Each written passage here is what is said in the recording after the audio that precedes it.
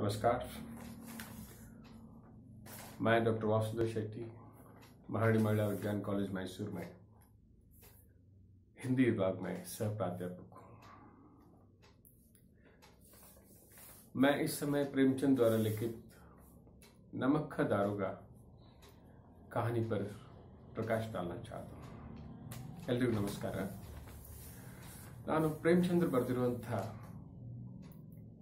ನಮಕ ದಾರೋಗ ಅಂದರೆ ಉಪ್ಪಿನ ವಿಭಾಗದ ಇನ್ಸ್ಪೆಕ್ಟರ್ ಈ ಕಥೆಯ ಬಗ್ಗೆ ತಿಳಿಸಿಕೊಳ್ಳಲು ಬಯಸುತ್ತೇನೆ। हिंदी साहित्य के श्रेष्ठ लेखक प्रेमचंद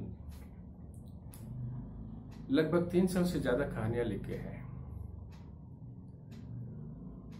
साहित्य के ऐसा कोई विधा नहीं है जो वे न लिखे हो।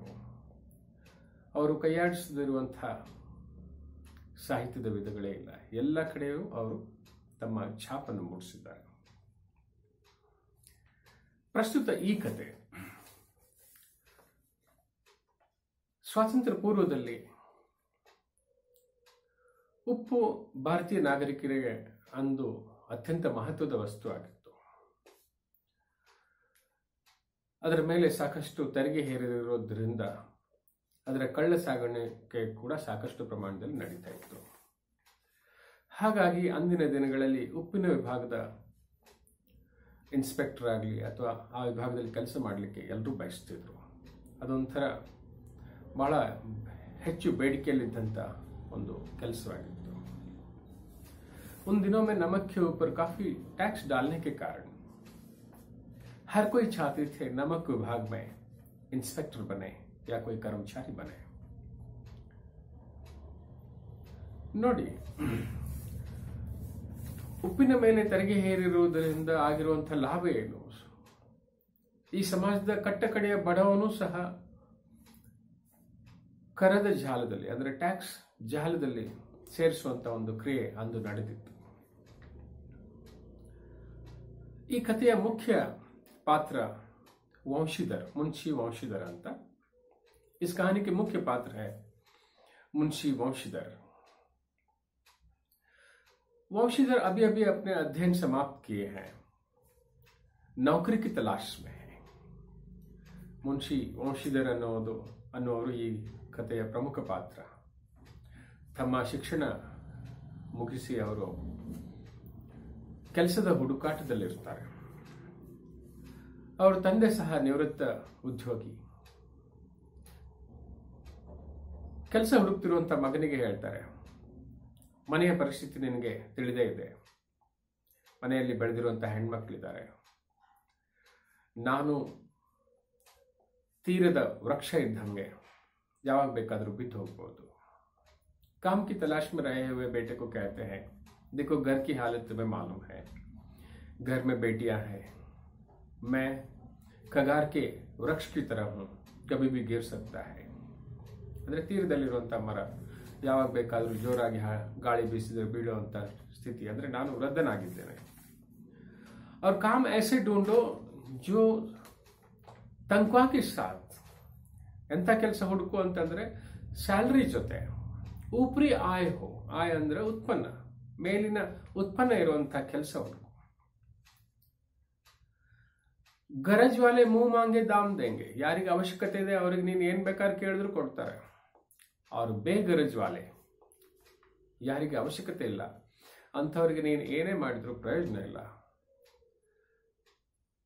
ಸ್ಯಾಲರಿ ಅನ್ನೋದು, ತನಖ್ವಾಹ ಅನ್ನೋದು ಹುಣ್ಣಿಮೆ ಚಂದ್ರನಿದ್ದಂಗೆ, पूर्णमासी के चांद के बराबर है।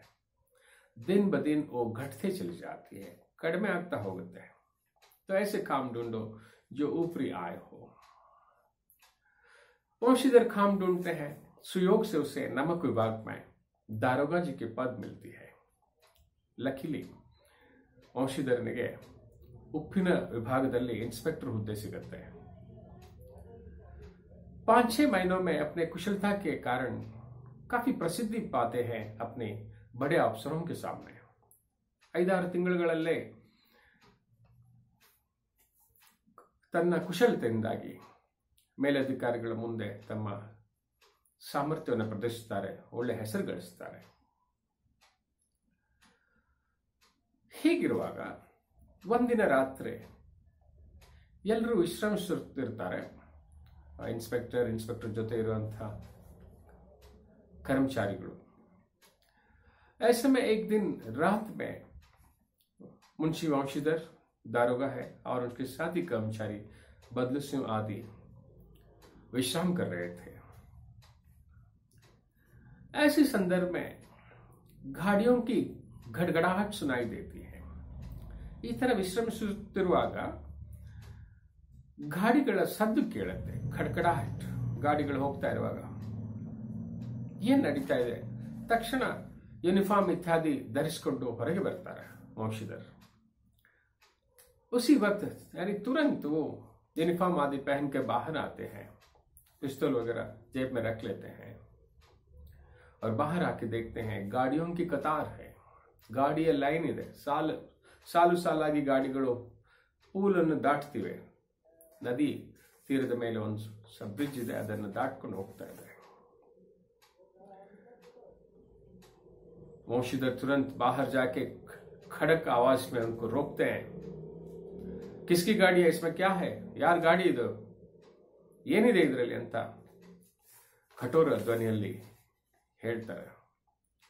ಆಗ ಗಾಡಿಗಳ ಲೈನ್ನಲ್ಲಿ ಕೊನೆಯ ಗಾಡಿಯಲ್ಲಿ ಅದರ ಮಾಲೀಕ ಕುಂತಿರ್ತಾರೆ. काफी डांटने के बाद नौकर कहते हैं ये पंडित आलोपी दिन के गाड़ियां हैं और कहाँ के? दातागंज के. थोड़ी देर आश्चर्यचकित हो जाते हैं वंशीधर.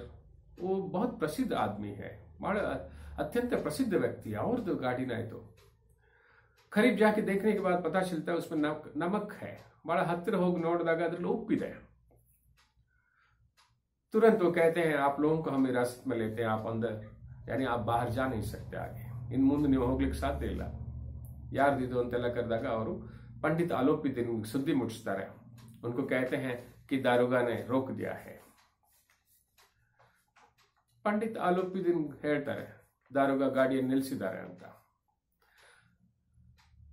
पंडित आलोपी दिन आराम से आधा नींद में मजे से अपने आलिशान गाड़ी में बैठे हैं. यानी रथ है, यानी आज की तरह का व्हीकल नहीं है वो,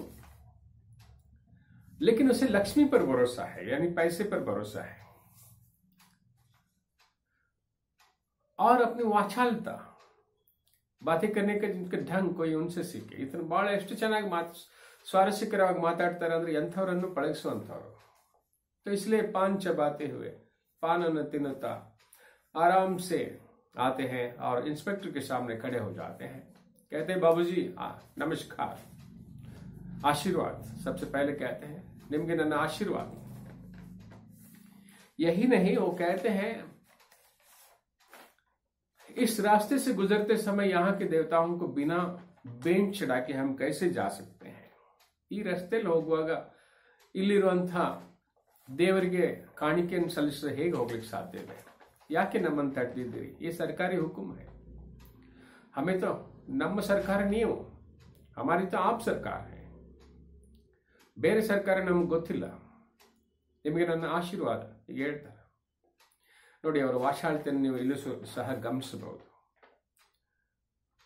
लेकिन वो छोड़ने के लिए तैयार नहीं है और बिडलिಕ್ಕೆ ರೆಡಿ ಇಲ್ಲ ಇನ್ಸ್ಪೆಕ್ಟರ್. आलोपी दिन ತನ್ನ ಜನರಿಗೆ ಹೇಳ್ತಾರೆ दारोगा भूखे शेर के बराबर है, ಹಸಿದ ಹುಲಿಯಂತೆ ನಿಂತಿದ್ದಾರೆ, 1,000 ರೂಪಾಯಿದು ಒಂದು ನೋಟ್ ತೆಗೆದುಕೊಂಡು ಬಾ ಅಂತಾರೆ. 1,000 के एक नोट दो. 1,000 नहीं, 1,00,000 में भी मैं नहीं छोड़ूंगा. ये सरकारी काम है, सरकारी हुक्म है. 1,000 ಅಲ್ಲ, 1,00,000ಕ್ಕೂ ನಾನು ಬಿಡೋದಿಲ್ಲ, ಇದು ಸರ್ಕಾರಿ ಆಜ್ಞೆ ಅಂತ ಹೇಳ್ತಾರೆ. 1,000, 2,000, 3,000, 25,000, 1,000, 2,000, 3,000, 25,000ವರೆಗೂ ಆಲೋಪಿ ದಿನ ಪಂಡಿತ್ ಏರಿಸ್ತಾರೆ. ಒಪ್ಪಲ್ಲ, ಇದರ ಮುಂದೆ ನಾನು ಏನು ಹೇಳಲಾರೆ, इसके आगे मैं जा नहीं सकता ಅಂತ ಹೇಳ್ತಾರೆ.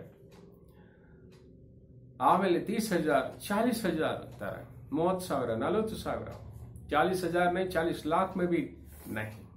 बदलू सिंह उसे अंदर कर दो, बदलू सिंह इसे अंदर कर दो ಮೊದಲು ಒಮ್ಮೆ ಹೇಳಿರ್ತಾರೆ. ಆದ್ರೆ ಬದಲು सिंह ಸುಮ್ಮನೆ ನಿಂತಿರ್ತಾನೆ. वो सब देख रहे हैं, इतने सारे पैसे दे रहा है, ಇಷ್ಟೊಂದು ಹಣ ಕೊಡಕ್ಕೆ ರೆಡಿ ಇದ್ದಾರೆ. ಆದರೆ ಈ ಆಸಾಮಿಗೆ ಏನಾಗಿದೆ? ಆದರೆ ವಂಶೀಧರ್ सत्य निष्ठे इरुವಂತ व्यक्ति, सत्य और निष्ठा के साथ रहने वाले वंशीधर उनकी पैसों की तरफ से ध्यान नहीं देते. ಆಫೀಸರ್ಗಳಿಗೆ ದುಃಖ ಆಗುತ್ತೆ, ಬದಲಿಸು इनको हिरासत में ले लो, ಅವರನ್ನು ಕಸ್ಟಡಿಯಲ್ಲಿ ತೆಗೆದುಕೋ ಅಂತ ಅಂದಾಗ बदलिसु ಕೈಕೊಳ ಅಂದ್ರೆ ಹತ್ಕಡಿ लेके आते हैं और उसे देखकर आलोपी दिन बेहोश हो जाते हैं, ಮೂರ್ಛಿತನಾಗ್ತಾರೆ पंडित आलोपी दिन ಅಲ್ಲಿಯ ಜಮೀನ್ದಾರ್, ದೊಡ್ಡ ದೊಡ್ಡ ಕಾರೋಬಾರ್ ಇರುವಂತ ಎಲ್ಲ क्षेत्रಗಳಲ್ಲೂ ಕೈಯಾಡಿಸಿರುವಂತ ವ್ಯಕ್ತಿ. सारे कारोबार है, हर तरह के व्यवहार है उसके. अगले दिन सुबह सब लोगों को पता चलता है, आश्चर्यचकित हो जाते हैं. ಇಂಥ ಕ್ಷೇತ್ರದ ಅಗಾಧ ಸಿಂಹ ಅದು ಹೇಗೆ ಕಾನೂನಿಗೆ ಪಂಜೆ ಮೇಲೆ ಆಗೆ, ಕಾನೂನಿನ ಹಿಡಿತದಲ್ಲಿ ಅದು ಹೇಗೆ ಬಂದ್ರು ಇವರು ಅನ್ನುವಂಥ ಆಶ್ಚರ್ಯ ಎಲ್ರಿಗೂ ಆಗುತ್ತೆ. ಕೋರ್ಟ್ ಪहुंचने की देर थी, ಕೋರ್ಟ್ ತಲುಪುವಂಥದ್ದು ತಡ ಅಷ್ಟೇ. ಅಲ್ಲಿ ತಲುಪಿದ ತಕ್ಷಣ ಇವರಿಗೆ ಏನ್ ಬೇಕೋ ಹಾಗೆ ಆಗುತ್ತೆ. इनकी तरफदारी करने के लिए बहुत सारे वकीलों का सेना ही आ जाती है, वकीलರ ಒಂದು ಸೈನ್ಯವೇ ಆಗುತ್ತೆ. आलोपी दिन इस क्षेत्र के आगाध सिंह है, दौड़ सिंह. नौकर चाकर वगैरह सब उनके अधीन में है. ಎಲ್ಲರೂ ಅವರ ಕಂಟ್ರೋಲ್ದಲ್ಲಿರುವಂಥವ್ರು, ದೊಡ್ಡ ದೊಡ್ಡ ಅಧಿಕಾರಿಗಳು ಅಷ್ಟೇ. ಬ್ರಿಟಿಷ್ ಅಧಿಕಾರಿಗಳು ಶಿಕಾರಿ ಮಾಡ್ಲಿಕ್ಕೆ ಬಂದಾಗ ಇವ್ರ ಮನೆಯಲ್ಲಿ ಅತಿಥಿಗಳಾಗಿ ಉಳ್ಕೋತಾರೆ. अंग्रेज अफसर जब शिकार करने के लिए आते हैं, शिकारी समाप्त होने के बाद इनके महल में आके विश्राम करते हैं, रहते हैं. कानूनी कार्रवाई चलती है, कोर्ट की कार्रवाई होती है और पंडित आलोपी दिन के खिलाफ जो कुछ आरोप किया गया है वो सब बेबुनियाद साबित होता है. और जिला मैजिस्ट्रेट कहते हैं कि कम लाभ के लिए पंडित आलोपी दिन जैसे बड़े आदमी ऐसे काम कर सकता है, ये हम सोच नहीं सकते. यानी ಈ ತರ ಆಲೋಚನೆ ಮಾಡೋದು ಬಹಳ ಕಷ್ಟ, ಇದು ನಂಬಲಿಕ್ಕೆ ಆಗ್ತಾ ಇಲ್ಲ. ಸ್ವಲ್ಪ ಲಾಭಕ್ಕೋಸ್ಕರ ಪಂಡಿತ್ ಆಲೋಪಿ ದಿನ್ ಇಂಥ ಒಂದು ಕೆಲಸ ಮಾಡ್ತಾರೆ ಅಂತ. ಆದರೂ ನಮಕ್ ವಿಭಾಗದಲ್ಲಿ, ಉಪ್ಪಿನ ವಿಭಾಗದಲ್ಲಿ ಬಹಳಷ್ಟು ಇಂಥ ಕಳ್ಳ ಸಾಗಾಣಿಕೆ वगैरह ನಡೀತಾ ಇರೋದ್ರಿಂದ यद्यपि नमक के दारोगा मुंशी वंशीधर का अधिक दोष नहीं, लेकिन यह बड़े खेद की बात है कि उसकी उद्दंडता और विचारहीनता के कारण एक भले मानुष को कष्ट झेलना पड़ा. ಉಪ್ಪಿನ ಸಾಗಾಣಿಕೆ ನಡೀತಾ ಇರೋದ್ರಿಂದ ಒಬ್ಬ ಆನೆಸ್ಟ್ ಆಫೀಸರ್ ತನ್ನ ಉದ್ದಂಡತೆಯಿಂದಾಗಿ ಒಬ್ಬ ಭಲೆ ಮಾನುಸ್, ಒಬ್ಬ ಒಳ್ಳೆ ವ್ಯಕ್ತಿಗೆ ತೊಂದರೆ ಕೊಡುವಂತದ್ದಾಗಿರೋದು ಅತ್ಯಂತ ವಿಷಾದನೀಯ. ಅಷ್ಟೇ ಅಲ್ಲ, नमक हलाली उसकी बुद्धि को भ्रष्ट कर दिया, भविष्य में उसे होशियार रहना चाहिए. वार्निंग, एक चेतावनी दी जाती है, ಮುಂದಿನ ದಿನಗಳಲ್ಲಿ ಅವರು ಕೇರ್ಫುಲ್ ಆಗಿರಬೇಕು ಅಂತ ಹೇಳಿ. इस तरह वंशीधर के साथ केवल सत्य और निष्ठा, ಆದರೆ ಪಂಡಿತ್ ಆಲೋಪಿ ದಿನ್ ಜೊತೆ ಎಲ್ಲರೂ ಇರ್ತಾರೆ. ವಂಶೀಧರನ ಜೊತೆ ಸತ್ಯದ ಹೊರತಾಗಿ ಏನೂ ಇರಲಿಲ್ಲ. ಒಂದು ವಾರದಲ್ಲಿ ಅವರಿಗೆ सस्पेंशन ऑर्डर आगते बरते 30 ಅಂದ್ರೆ कुछ दिन के लिए उसको काम छोड़ना पड़ता है. सब लोग व्यंग से बातें करते हैं और जैसे ही बाइज्जत बरी हो जाते पंडित, सब लोग उसको डबल इज्जत से बातें करते हैं. और वंशीधर जो सत्य के काम करने वाले वंशीधर के पास कोई नहीं रहते, सब व्यंग से बातें करते हैं, व्यंग से देखते हैं. तो यह ध्यान देने की बात है. पिताजी डांटते हैं, इसे समझाकर भेजा था लेकिन ये कुछ नहीं सुना. माँ कहती है रामेश्वर, कन्याकुमारी वगैरह जो घूमने का उसका यानी इच्छा थी, अब वो नहीं हो सकता. सॉरी, जगन्नाथ और रामेश्वर यात्रा अब वो मिट्टी में मिल गए. और बीवी तो हफ्तों से सीधे मुंह बात नहीं कर रही. ಹೆಂಡತಿ ಅಂತೂ ಒಂದು ವಾರದಿಂದ ಸರಿಯಾಗಿ ಮುಖ ಕೊಟ್ಟು ಮಾತನಾಡ್ತಾ ಇಲ್ಲ. ತಾಯಿ ತನ್ನ ತೀರ್ಥಯಾತ್ರೆ ಇಚ್ಛೆ ಇನ್ನು ಬೀದಿ ಪಾಲಾಯ್ತು, ನೀರು ಪಾಲಾಯ್ತು ಅಂತ ಹೇಳ್ತಾಳೆ. ತಂದೆ ಹೇಳ್ತಾನೆ, ಇಂಥ ಮಕ್ಕಳು ಹುಟ್ಟೋದಕ್ಕಿಂತ ಹುಟ್ಟದೇ ಇರೋದು ಒಳ್ಳೇದು ಅಂತ. ಸೊ ಒಂಥರ ಬಹಳ ವಾತಾವರಣ, ದುಃಖದಾಯಕ ವಾತಾವರಣ ಆಗುತ್ತೆ ಅಲ್ಲಿ, ಸತ್ಯ ನಿಷ್ಠೆಯಿಂದ ಮುಂದುವರೆದಂಥ ವಂಶೀಧರನ ಮನೆಯಲ್ಲಿ. ಹೀಗಿರುವಾಗ ಒಂದು ಸಂಜೆ ಪಂಡಿತ್ ಅಲೋಪಿದಿನ್ ಗಾಡಿ ಬರುತ್ತೆ, ರಥದಲ್ಲಿ ಬರ್ತಾರೆ. ಬಹಳ ಸುಂದರ ಜಾತಿಯ ಎತ್ತುಗಳನ್ನು ಕಟ್ಟಿರುವಂತಹ ಅವರ अंदिन दिन आलिशान गाड़ी। ऐसे में एक दिन शाम को पंडित अलोपीदीन की आलिशान गाड़ी आती है और इनके घर के सामने रुकती है। वंशीधर के पिता उसके सामने जाके साष्टांग नमस्कार करता है, माफ कीजिए हम आपको मुंह दिखाने लायक नहीं है। वंशीधर ತಂದೆ ಅವರನ್ನ ಸ್ವಾಗತಿಸಿ ಸಾಷ್ಟಾಂಗ ನಮಸ್ಕಾರ ಮಾಡ್ತಾರೆ, ನಮ್ಮನ್ನು ಕ್ಷಮಿಸಿ, ನಿಮ್ಮನ್ನ ಮುಖ ತೋರಿಸುವಂತ ಸ್ಥಿತಿಯಲ್ಲಿ ನಾವು ಇಲ್ಲ, ನಮ್ಮಿಂದ ಅಪರಾಧವಾಗಿದೆ ಅಂತಾರೆ। ऐसे ये सुपुत्र नहीं है, कुपुत्र है। ಏನು ಕನ್ನಡದಲ್ಲೂ ಇದೇ ಶಬ್ದದಲ್ಲಿ ಉಪಯೋಗಿಸ್ತೀವಿ, ಸುಪುತ್ರ ಕುಪುತ್ರ। ಇಂಥ ಮಕ್ಕಳು ಹುಟ್ಟೋದಕ್ಕಿಂತ ಹುಟ್ಟದೇ ಇರೋದು ಒಳ್ಳೆಯದಾಗಿತ್ತು। ऐसे बच्चों से बेहतर था हम निसंतान रहे। लेकिन पंडित अलोपीदीन कहता है नहीं नहीं, आपके बेटा बहुत अच्छे बेटा है। और स्टाम्प पेपर दिखाते हैं, उसमें लिखी हुई सारे बातें। वंशीधर भी उनको स्वाभिमान के साथ स्वागत करते हैं। वंशीधर ಕೂಡ उनको ಮನೆಗೆ ಬಂದಂತ ಅತಿಥಿಗೆ ಸ್ವಾಭಿಮಾನದಿಂದ ಸ್ವಾಗತ ಮಾಡ್ತಾರೆ। और ಸ್ಟಾಂಪ್ ಪೇಪರ್ ಅಲ್ಲಿ ಬರೆದಿರುವಂತದೆಲ್ಲ ನೋಡಿ ಆಶ್ಚರ್ಯ ಪಡ್ತಾರೆ। ಅದರಲ್ಲಿ ಏನಿದೆ ಅಂತಂದ್ರೆ, सारी जायदाद का स्थायी मैनेजर नियुक्त और 6000 सालाना वार्षिकವಾಗಿ 6000 ರೂಪಾಯಿ ವೇತನ ಮತ್ತು रहने के लिए गाड़ी, बंगला, नौकर चाकर और हर दिन के लिए जो खर्चा होता है वो सब अलग स्टाम्प पेपर में था। और वो कहते हैं मुझे इनकार मत कीजिए, उस दिन आप मुझे हिरासत में लिए थे, आज मैं स्वयं आपके हिरासत में आ रहा हूं। आ दिन ನೀವು ನನ್ನನ್ನು ನಿಮ್ಮ ಕಸ್ಟಡಿಯಲ್ಲಿ ತಗೊಂಡಿದ್ರಿ, ಆದ್ರೆ ನಾನೇ ನಿಮ್ಮ ಕಸ್ಟಡಿಯಲ್ಲಿ ಬರ್ತೀನಿ। ಆದ್ರೆ ವಂಶೀಧರ ಹೇಳ್ತಾರೆ ನಾನು ಇದರ ಯೋಗ್ಯ ಅಲ್ಲ, ಇದಕ್ಕೆ ಯಾರಾದರೂ ಮರ್ಮಜ್ಞ ವಿಶೇಷ ತಿಳುವಳಿಕೆ ಉಳ್ಳಂತ ವ್ಯಕ್ತಿನ ಹುಡುಕಿ ಅಂತಾರೆ। ಇಲ್ಲ, ಅಂತ ವಿಶೇಷ ತಿಳುವಳಿಕೆ ಉಳ್ಳ ಜನರ ಬೇಕಾದಷ್ಟು ನೋಡಿದ್ದೀನಿ, ಅಂಥವ್ರು ಬೇಕಿಲ್ಲ ನನಗೆ।